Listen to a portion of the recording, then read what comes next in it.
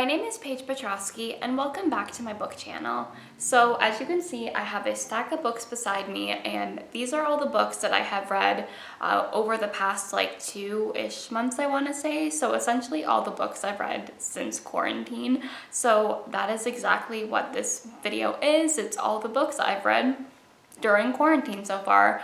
But yeah, without further ado, let's just get right into it. So as I'm going through the pile, I am not going to talk about the books in the order that I read them in because I honestly forget. I'm just going to go in the order that they're stacked in. So the first book is Catcher in the Rye, and this is the only book that is in this stack that I've read before. I was just perusing my bookshelf a little bit ago and decided I wanted to reread it, and I enjoyed it as much as I did the first time, so I'm really happy that I chose to reread it, that is. Okay, I think I've said this a couple of times on my channel, but I am Canadian, and one of the most famous Canadian authors is Margaret Atwood, and I, embarrassingly enough, had never read a single one of her books until 2-ish months ago, and I finally decided to read The Handmaid's Tale, and it like went above and beyond my expectations for her writing. I had been hearing, obviously, people talk about her writing for so many years, and I just never got around to picking up any one of her books, but I finally did, and it was incredible. It was beautifully written. It also really made me think, which I really enjoyed.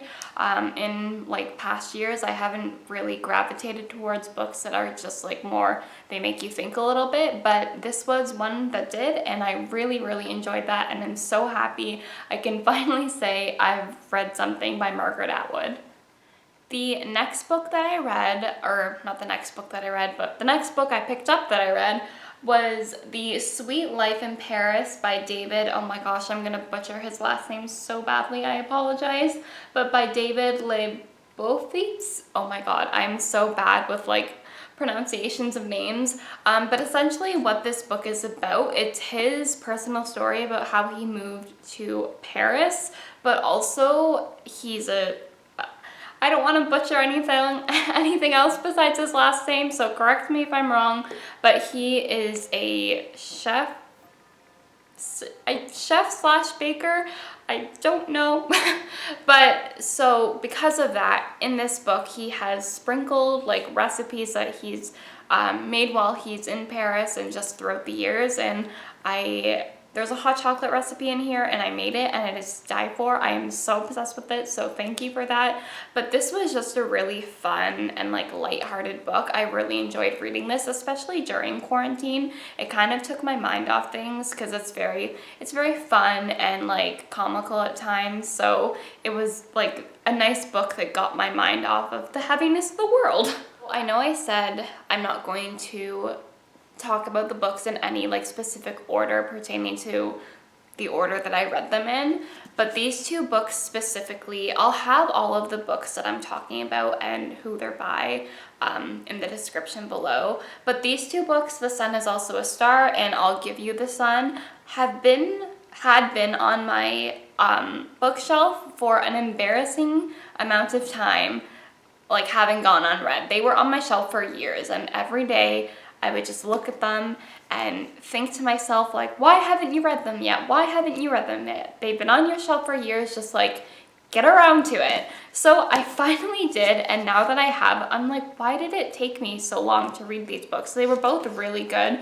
I honestly, like, they're both very different, but I feel like they are similar to me because I got them at a similar time, and they've just always been beside each other on my bookshelf, so for some reason I associate them together. But I don't know which one I liked better. I honestly think I liked them both equally. They were both, again, beautifully written and just like really, like, I haven't read a YA book in a long time. I'm not sure if these two books are considered YA, but let's just go with it. But these two books kind of brought me back to my phase of liking YA. I went through a big phase where I didn't read any YA because I was just kind of like over it a little bit. I had read so much YA previous to like my phase of getting out of it that I was just like, oh, I don't want to read another book. Oh my god. That was such a long rant. What the heck? But what I'm trying to say is these two books kind of reacquainted me with my love for YA books. So the next book is The Tobacconist, and I honestly can't even remember where I got this book, but the cover, I know they say don't judge a book by a cover, but the cover has always been really intriguing and pretty to me. So I picked it up like somewhere, obviously. But what is this book about? I kind of read it a while ago, so I kind of forget. So this book is about a young boy who starts an apprenticeship with a tobacconist, and he eventually meets Sigmund Freud, and it just kind of follows his journey. It's set during the Holocaust, so I'm doing a really bad job of describing this book because I have read it quite some time ago. But it just kind of follows his journey. I will put like little descriptions of each book that I'm also talking about in the description below, so you can get a better feel for what they're about. Because this video, I guess, is just more so my opinions of them and not what they're about. But my opinion of this book is that it met the expectations of its cover. Again, I know they say I don't judge a book by a cover. I'm sorry that I am for this specific one. But like the other books that I've talked about so far, it was beautifully, beautifully written. It was also, for some reason, a really vivid book for me too.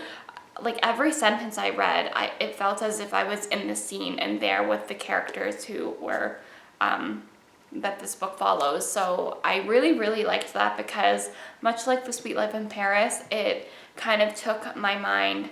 This book was a little bit of a heavier read at times, but it did take my mind off like the current state of the world as it is today and brought me to a different setting of what the world had gone through. So it was kind of nice to be in a different like headspace, I guess. The second to last book is All Men Are Liars by John Stephen Strange, and this is my first vintage mystery. What was that? This is, wait, oh my gosh, I'm losing all my words. This was the first vintage mystery book I have ever read, and I love books. This is such a tangent to the actual novel, but I love books that smell like books. I know that probably makes no sense, and I'm just realizing now that half of this video is me saying, I know this probably makes no sense, but here we are. But this book smells just like an old book, and I love it so much. I believe it was written in 1947. Do I have that right? Or did I just make that up? Let's see here. If I can find the page. I'm really struggling.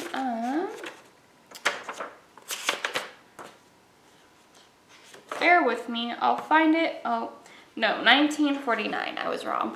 So it was written in 1949, and it's basically everything that you would think of a vintage mystery being. It's like based in New York and just about a shooting. And again, I'm not doing a very good job of describing this book, but what I'm trying to say, it's a very like typical old school mystery story, but in the best way possible. I thoroughly enjoyed reading it. I laughed at parts. At parts I was like completely, well, I don't know who did this. I think it's this person, but it might be this person, and I just have no idea. I'm really bad at guessing, so that was also part of my problem too. But again, really thoroughly enjoyed reading this book. It was a really fun read for me. Oh my gosh, we're already at the last book already, because I feel like I've just been like talking super fast, and yeah, just been talking so fast today. I don't know why. So the last book is The Paris Wife, and I heard about this book a few years ago, I think now, when Orion Carlotto did one of her book, oh my gosh, what does she call them? What does she call them? I cannot pronounce words correctly today. One of her book corners, and she had said so many great things about this book that I wanted to pick it up for years, and I ordered it through Indigo's website, and I read it. I actually just finished it today, ironically, like not even an hour ago, and it was so good. It was Like The Tobacconist, I had to look at the title again. Like The Tobacconist, it was a really vivid book for me. Every page that I read, it felt as if I was there with the characters. And I have never read anything by Ernest Hemingway, and I still really, really want to. And obviously this book isn't written by him, but it's written about him and his first wife. But before reading this book, I guess, I had the impression that he was this really great guy, and obviously this really well-known author and writer. But reading this book, I am like, he was kind of an icky guy at times, so I don't know how I feel about that, but I still want to read some of his work because, again, like I said, I never have. But yeah, thoroughly enjoyed reading this book. It was one of the books that took me the longest to read during quarantine so far. I feel like at the beginning, I just didn't know what to do with myself, so I was just like finishing 2 books a week at some points.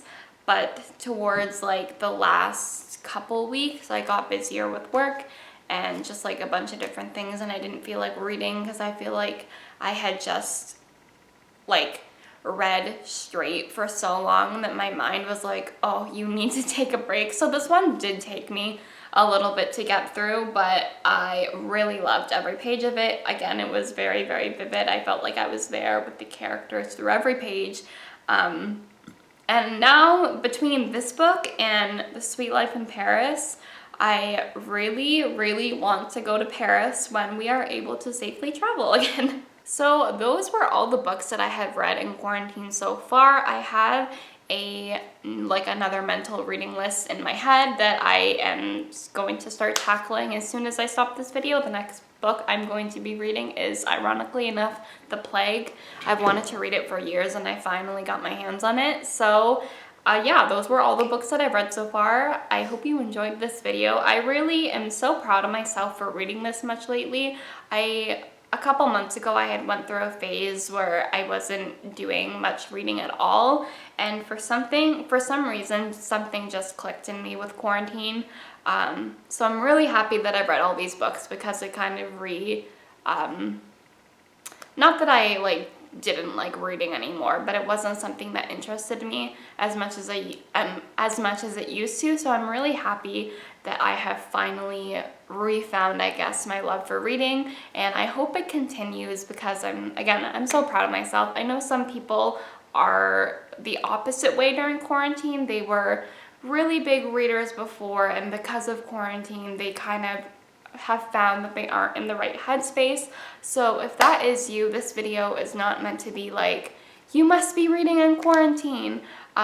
This is just books that I have read and I wanted to share. So if you are finding yourself at a halt with reading, don't feel bad. We're going through a pandemic and we're all trying to get through it in the best way possible. So yeah, don't be too hard on yourself is basically what I'm trying to say.